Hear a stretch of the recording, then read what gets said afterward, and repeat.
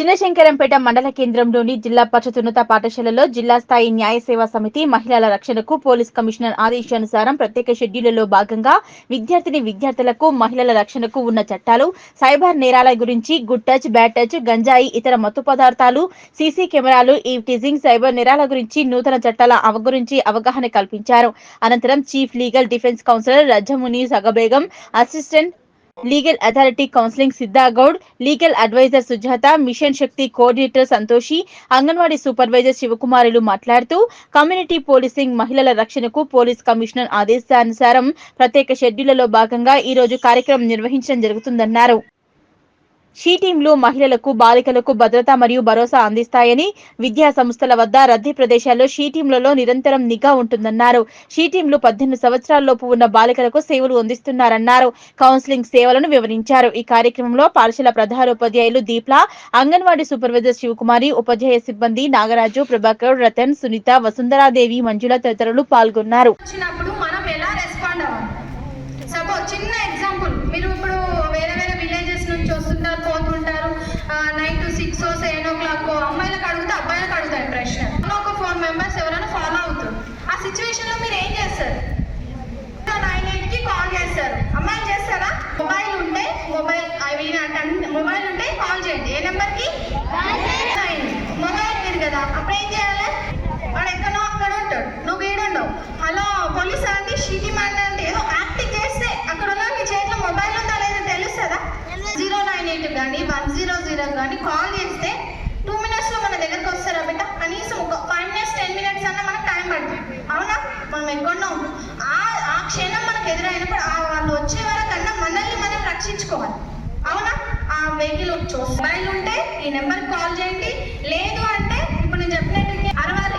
మా డాడీ అంటే అంకుల్ ఇక్కడ అంటే ఎవరో నన్ను ఫాలో అవుతున్నా గట్టిగా అరుచుకుంటూ పరిగెత్తాను. అట్లా అరుచుకుంటూ పరిగెడితే కనీసం అక్కడ ఎవ్వరూ లేకుండా చుట్టుపక్కల వాళ్ళన్నా వస్తారా రారా?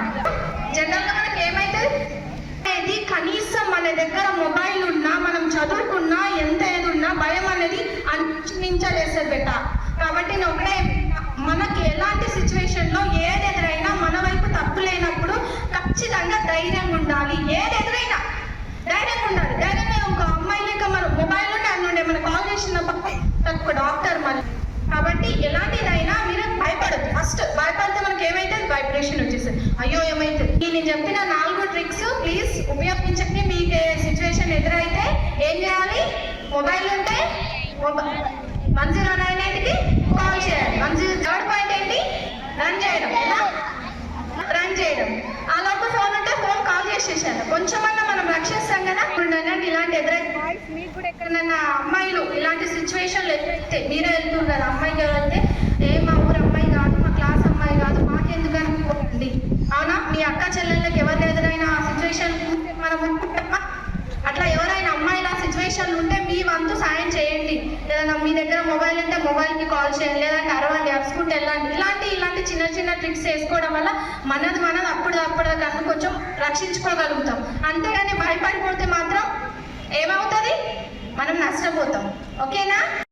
దీనికి జిల్లా న్యాయ మన చైర్మన్ ఎవరు ఉంటారంటే మన జిల్లా యొక్క ప్రధాన న్యాయమూర్తి చైర్మన్ ఉంటారు, జిల్లా జడ్జి. దానికి సెక్రటరీగా సీనియర్ సివిల్ జడ్జి అనేది సెక్రటరీగా ఈ వ్యవస్థ మొత్తం వాళ్ళతో జరుగుతుంది. ఎలాంటి సమస్య వచ్చినా కానీ మీకు మా సంస్థకు వచ్చి ఇలాంటి సమస్య ఉందని చెప్తే ఫ్రీగానే మీకు సర్వీస్ ఇవ్వడానికి ఈ సంస్థ సిద్ధంగా ఉంది. ఇప్పుడు ఇలాంటి ఎవరెవరు దీనికి అర్హులు అంటే ఆర్థికంగా వెనుకబడిన వారు అంటే సంవత్సరానికి 3 సంవత్సరాల ఆర్థిక స్తోమతలు లేని వారు, మరియు వికలాంగులు, మహిళలు, మరియు ముఖ్యంగా వృద్ధులు, ఎస్సీ ఎస్టీ వీరందరికీ ఈ ఉచితంగా న్యాయాన్ని అందించడానికి ఈ సంస్థ ఎప్పుడు ముందంజలో ఉంది. అలాంటి ఏమైనా సమస్యలు వచ్చినా మా సంస్థకు వచ్చి ఒక అప్లికేషన్ రాసిస్తే మీ సమస్య తీర్చి మీ తరఫున ఒక వకీలు నియమించి మీ సమస్యను మీకు న్యాయం జరిపించడానికి ఈ సంస్థ పనిచేస్తుంది. కాబట్టి ఇలాంటి అవకాశాన్ని వినియోగించుకోవాలని మీకు మీ తల్లిదండ్రులు కానీ మీ చుట్టుపక్కల అందరూ కానీ చెప్తారని నేను ఈ అవకాశాన్ని మించుకోవాలని ఈ అవకాశం ఇచ్చినటువంటి నాకు ఈ మా జిల్లా న్యాయ సేవా అధికార సంస్థ వారికి మరియు హృదయపూర్వకంగా నమస్కారం ముగిస్తున్నాను. మ్యారేజెస్, చైల్డ్ ఎడ్యుకేషన్ కంపల్సరీ, అవి మనం పాటించాలి. 18 సంవత్సరాలు ఆడపిల్లలకు, 21 సంవత్సరాలు మగపిల్లలకు ఉండాలి అని చెప్పి వాళ్ళు చెప్పినట్టు మీరందరూ కూడా అవి పాటించాలి. లేకుంటే మన లైఫ్లో మనం ఎదగడానికి మనకు వీలుండదు. ఒక బాధ్యతగా మనం నిర్వర్తించలేకపోతాము. నెక్స్ట్ ఇంకొకటి ఏంటంటే మెయిన్ ఇంపార్టెంట్ నాకు తెలిసింది, పిల్లలు బైకులు 18 ఇయర్స్ కాదు కదా, చిన్నతనంలోనే తల్లిదండ్రులు బైకులు ఇస్తున్నారు. పాలు తీసుకురా, పప్పు తీసుకురా, కూరగాయలు తీసుకురా, వాళ్ళని ఎక్కించుకరా, దించిరా అని బైకులు ఇస్తున్నారు. ఇష్టం ఉన్నట్టు నడిపించి మోటార్ వెహికల్ యాక్సిడెంట్ ద్వారా ఎంతో మంది పిల్లలు చనిపోతున్నారు. చిన్న చిన్న పిల్లలు కూడా చనిపోతున్నారు యాక్సిడెంట్ వలన, కాళ్ళు చేతులు ఇరిగిపోతున్నాయి. దాన్ని చెయ్యకూడదు. ఇంకొకటి, అట్లా వెహికల్ ఇచ్చిన వాళ్ళకు కూడా, పేరెంట్స్కి కూడా అది జరిగితే వాళ్ళకు శిక్ష ఉంటుంది కోర్టులలో. మరియు ఇంకొకటి ఏంటంటే, మనమంతా ఊరు నుంచి వచ్చిన వాళ్ళం. మనకంతా ఊరు, నేను పల్లెటూరు, నేను లోకల్. కాబట్టి పల్లెటూరులో మన తల్లిదండ్రులు వాళ్ళందరూ పళ్ళల్లో పోయి నైట్ వచ్చి కళ్ళు తాగడము, మందు తాగడము అలా చేస్తుంటారు. వాళ్ళు తాగుతున్నారు కదా అని మీకు ఒక గ్లాస్ ఇస్తారు, అరే తాగురా అని చెప్పి. కానీ ఆ మత్తు పానీయాలకు కూడా మనం అలవాటు పడకూడదు. అవి చాలా మనల్ని ఎంతో డ్రగ్ అబ్యూస్ కింద మనం ఎంతో మన జీవితాన్ని లాస్ అయిపోతుంటాం. కాబట్టి మన భక్తులు ఇప్పటిదాకా చెప్పినట్టు మనకు వాళ్ళని కూడా ఆచరించండి. నెక్స్ట్ ఇంకొకటి ఏంటంటే, మీరు చదువుకున్నారు, IPS డాక్టర్ అనే కాకుండా ఇంకా మంచి ఎయిర్పోర్ట్లలో, మిగతా అగ్రికల్చర్ దాంట్లో చాలా చాలా చాలా ప్రతి దాంట్లో, ప్రతి department, SC, ST, BC welfare ఆఫీసులలో కూడా మంచి మంచి ఉద్యోగాలు ఉన్నాయి. ఈ అకౌంట్స్ ఎగ్జామ్స్ ఉన్నాయి. అవన్నీ కూడా మీరు మంచి చదువు చదవాలి. మంచి చదువు అంటే అందరూ చదువు గురించే చెప్తారే, ఏం చదువుతాము అనుకుంటారు. చదివే కాదు, ఒకటి నీ నైపుణ్యత అనేది ఉంటుంది. ఆ నైపుణ్యతని మనం తీసుకుని మనం బయట పెడితే దాంట్లోనే నువ్వు మంచి పేరుగా, ఈవెన్ ఒక వంటలైనా కూడా మనకు ఆయనకు విలువిస్తాం. మా పిల్లల జీవితాలు చాలా ఆరోగ్యంగా ఉండాలి, వారి భవిష్యత్తు మంచిగా ఉండాలన్న ఉద్దేశంతో మిమ్మల్ని చదవనిస్తున్నారు. అవునా కదా? మరి మీరు చదువుకోవాలంటే ముందు ఆరోగ్యం ఉండాలి కదా. ఒకటి, మీరు సరైన ఆహారం తీసుకోవాలి. సరైన ఆహారం తీసుకున్నప్పుడు మీరు ఆటపాటల మీద దృష్టి పెడతారు, చదువులోనూ రాణిస్తారు. అలా కాకుండా మీరు ఆహారం తీసుకోకుండా చాలా నీరసంగా, ఇప్పుడు 1 అవర్ ఇక్కడ మీరు కూర్చోబెట్టి, వ్యాధి నిరోధక శక్తి అనేది చాలా తక్కువగా ఉంది ఇక్కడ ఉన్న పిల్లల్లో. మీలో వ్యాధి నిరోధక శక్తి పెరగాలంటే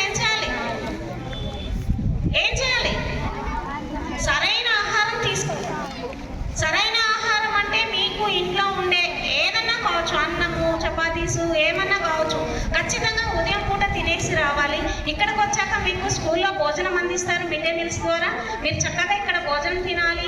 అలాగే మీ పేరెంట్స్ మీరు స్కూల్కి వస్తున్నారు, మీ మీద ప్రేమతోటి ఏమన్నా తినండి బేటా, ఎంతసేపటికి పల్లి పట్టీలు, నువ్వుల లడ్డూలు, ఫ్రూట్స్ ఇలాంటివి కొనుక్కొని తినాలి. అంతేగాని కుర్కురే స్నాక్స్ తినడం వల్ల అందులో ఏముంటుంది అంటే, మీకు సరైన పోషకాలు అందాలంటే సరైన సమపాలల్లో అన్ని రకాల ఆహార పదార్థాలు తీసుకోవాలి. అంతేగాని స్కూల్లో గుడ్డుకూర పెట్టారు, పాలకూర పెట్టారు, ఆకుకూర పెట్టారు, ఇది నేను తినను, నేను పక్కకు పడేస్తాను, డస్ట్బిన్లో పడేస్తారా? ఏదన్నా ప్రభుత్వం ఒక గైడ్లైన్స్ మెనూ ఇచ్చిందంటే ఆ మెనూలో ఎన్నో పోషకాలు ఉంటాయి కాబట్టి మీకు మెనూ ప్రకారం పెడతారు. ఖచ్చితంగా మీరు స్కూల్లో కావచ్చు, ఇంటికాడ కావచ్చు, మంచి బలమైన ఆహారం తీసుకోండి. అలా తీసుకున్నప్పుడు మీరు చాలా ఆరోగ్యంగా ఉంటారు. అప్పుడు మీరు ఏం చేస్తారు? చదువుపై దృష్టి సాధిస్తారా? చదువుకోరా? తెస్తున్నది పేరెంట్స్ మీపై ఎంతో నమ్మకం ఉంచి చదువులో పంపిస్తున్నారు కదా. అలాంటప్పుడు మీరు చదువుకోవాలంటే ముందు మీరు ఆరోగ్యంగా ఉండాలి. వినబడుతుందా? మీరు సరైన ఆహారం తీసుకొని ఆరోగ్యంగా ఉన్నప్పుడు మీరు చదువులో ముందంజలో ఉంటారా? మీరు అనుకున్నట్టు చదువు